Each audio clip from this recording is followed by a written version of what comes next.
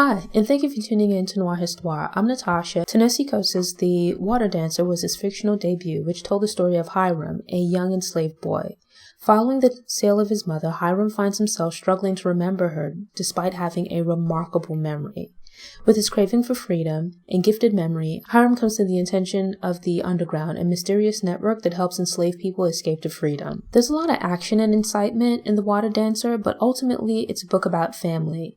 It discusses the impact of slavery tearing families apart, and how the preservation of life stories and experiences through oral history helped bring families together and move us forward as individuals. I don't dig boats beyond ferries and dislike open water where land is out of sight. So when the book started with Coates' description of Hiram being in a body of water and struggling to save his life, it made me feel like I was in the water with him. I felt the terror of the first chapter, but also noticed very early that the writing was incredibly beautiful. Coates has a way with words, and there's also a special urgency and energy to his writing. It was an interesting perspective to read about the experience of having a brother who is also your owner, and the comforts and advantages of life making you unfit to avoid death. Imagine being enslaved, and even when facing death, having the burden of putting the life of your master at equal, if not greater priority of trying to save your own life. It's mentioned early in the book that Hiram was 9 years old when his mother was taken and sold away. I read that part but somehow forgot about Hiram's age, and through reading the rest of the story, thought he was a lot younger at the time they were separated. So I didn't think much about him forgetting details about his mother, but later realizing that he was 9 years old at the time put things in perspective. I felt deeply for this child losing his mother in such a manner. Coates' affinity with words helped me to imagine the devastation of losing a parent to slavery, and then to live with the aftermath of being on your own at such a young age. The breaking up of families, but the survival of children, offers some insight into how communities of enslaved Black people might have looked out for each other. The community functions as an extended family despite not having actual connections by blood or marriage. When I was a child, I had a very vivid dream about my mother dying, and it became one of my greatest fears as a kid. I was probably about maybe 5 or 6 years old, something like that. Now, as an adult, I see the loss of a parent during childhood as being unfair and difficult. Like, it can happen, but I see it as something that should happen when you're older, like an adult. I've read books about slavery, but still find it difficult to fathom the idea of losing a parent not to death, but a sale. The loss of a parent is the loss of a parent, but breaking up a family for money is a special brand of heinous inhumanity. I can never imagine willingly walking away from my child, but I also don't understand how you can live with the idea of holding any child in bondage, let alone your child. What kind of mental gymnastics would you have to go through to rationalize something like that in your mind? And then as a child to know that someone owns you, and that person is also your father.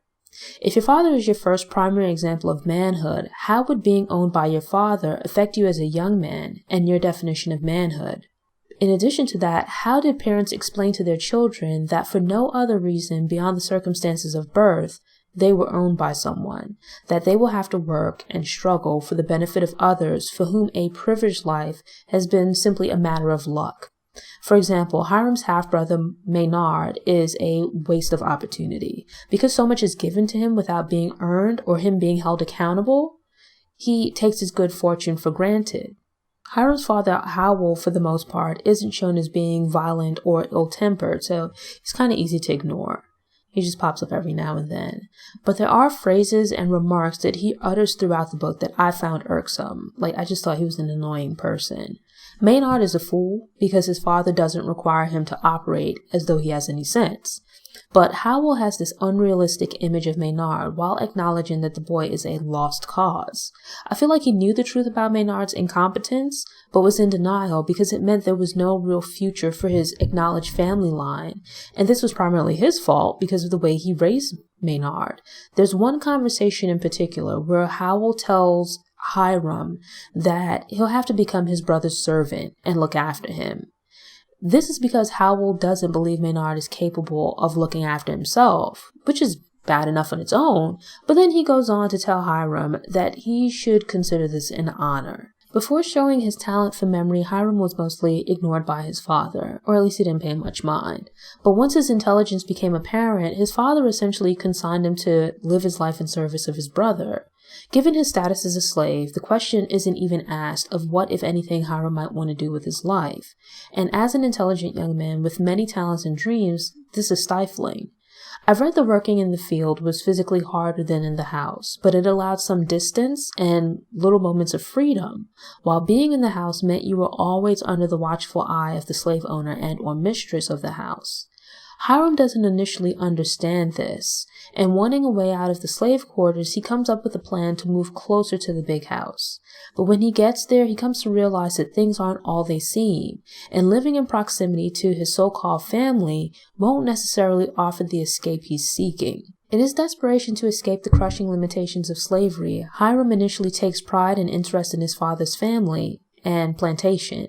He believes that if he can show his father his intelligence and capabilities, it might change the way he sees him. If he can turn things around, it might also make life better for him and the other enslaved people on the plantation.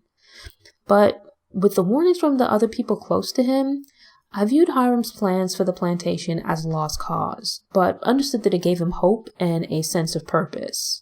In the book, slavery is referred to as the task, while enslaved people are the task, and middle to upper class white people are referred to as the quality, or middle to upper class people in general are referred to as the quality, but in the South they're mostly white. Poor or lower class people are referred to as low, though it's mostly used to describe lower class white people. White men involved in bounty hunting are called Ryland's hounds, based on the men that work at a local jail for enslaved people. It's easy enough to pick up on what's meant by the phrases while reading, but I didn't get the point of using variations of the term task instead of slavery, because task seems a bit like sanitized, like it's a way of cleaning it up rather than stating it for what it is. There's some commentary on class structure, especially within the white society, though there is also some brief discussion of class differences between the enslaved and free of the South, as well as the poor and comfortable black people of the North. Coates points out that the quality holds down both the task and low whites. But instead of low whites joining with the task in solidarity to pursue equal opportunities, low whites join the slavery system for crumbs from the pie, and the opportunity to look down on others in the same vein that the quality looks down on them. Throughout the book, there are instances of things appearing calm and as they should be on the surface, while chaos and uncertainty are lurking beneath. For example, there's a dinner party fairly early on in the book that I found to be quite interesting. In reading about high society in general, and the antebellum South in particular, there's a recurring theme of a veneer of genteel that masks characters' true personality. The people who make huge shows of appearing prim and proper often reveal themselves to be incredibly cruel and vulgar.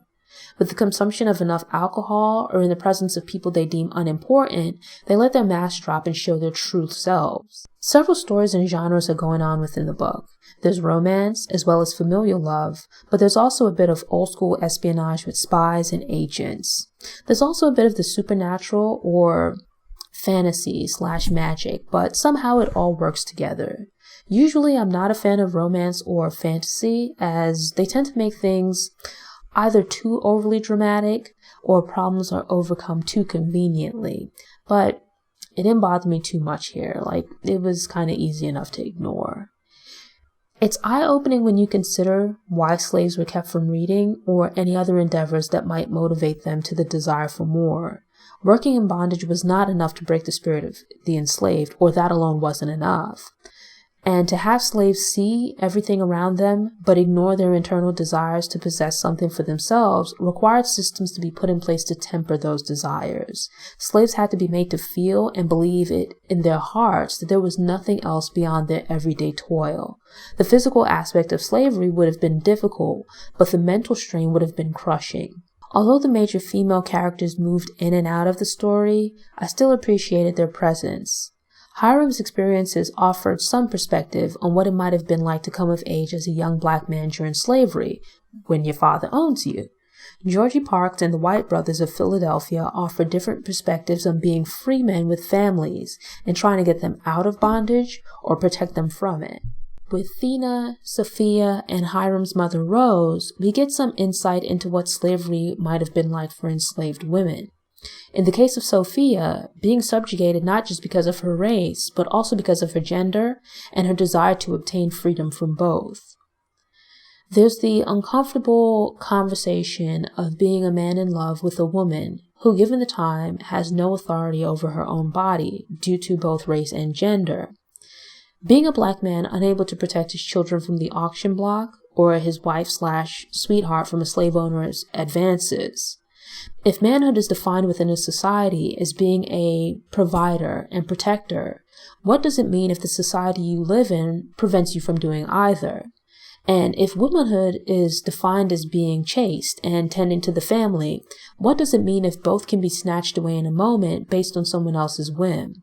Hiram is observant, but fairly quiet, and for whatever reason, this makes people comfortable talking to him about things they probably wouldn't tell most other people. From these exchanges, we get bits and pieces in the form of short stories about the various characters he meets. But as Hiram sees more of the world, he comes to realize that he can build relationships and inspire trust by opening himself up to other people. History books can lead you down rabbit holes. The Water Dancer in particular sprinkles bits of historical fact throughout, which drew me in and made me want to learn more. Granted, not everything is fact-based, as there are fictional bits with regards to places and people that are used for creative reasons, but the mixing of fact with fiction helps things to flow here. When Hiram made contact with abolitionists and conductors from the underground, I realized that the White Brothers of Philadelphia were based on William and Peter Still. I got a little bit excited about that tidbit as I had recently researched William Still for a Black History short, so it was interesting to see an adaptation of his story. I also enjoyed the brief appearances of Harriet Tubman and the way that she was humanized through the telling of anecdotes from her true personal history. The book balances the idea of obtaining freedom at any cost versus being free while your loved ones are still in bondage. Being faced with the threat of being sold away and most likely never seeing your family again, versus risking your life to run away to preserve the possibility of arranging to be reunited with your loved ones. Even amid seemingly eternal suffering, people find love in different forms, and it gives them hope and the drive to keep going. As I said before, usually I don't like the use of magic or supernatural forces in books because far too often they're used as lazy plot devices to help characters conveniently overcome obstacles. It's the one part of the book that I kind of side-eye, but I see that as my personal bias rather than a shortcoming of the book. Yet, I still like that it wasn't like hocus pocus magic, like with wands and stuff like that. Instead, the people who possess this power use it to reconnect with loved ones and to guide themselves to safety. People sometimes push aside painful memories as a way of coping so they can move forward in life. Dealing with those painful memories means blocking them out to where eventually they're so buried that you forget they even exist.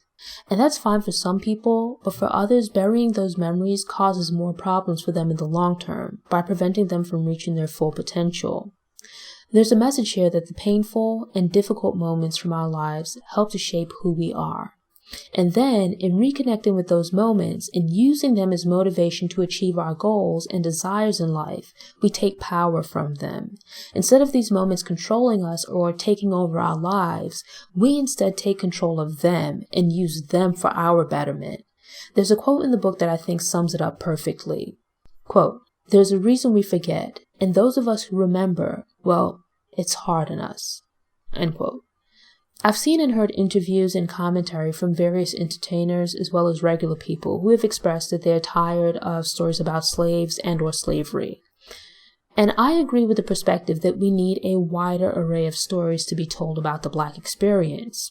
But I disagree with the idea of being tired of stories about slavery or the struggle for equality and justice for Black people in general. We have a very complex history, and it's not always told honestly or openly. I find the stories of Black people fighting to keep their families and communities together, while at the same time doing what they could to fight back against efforts to destroy them, to be incredibly inspiring. How do you hear stories of people pressing on despite the obstacles and not feel motivated to push back against the difficulties of your own life? This is the second book I've read that puts a creative spin on the Underground Railroad. The other book was The Underground Railroad by Colson Whitehead, which I also enjoyed.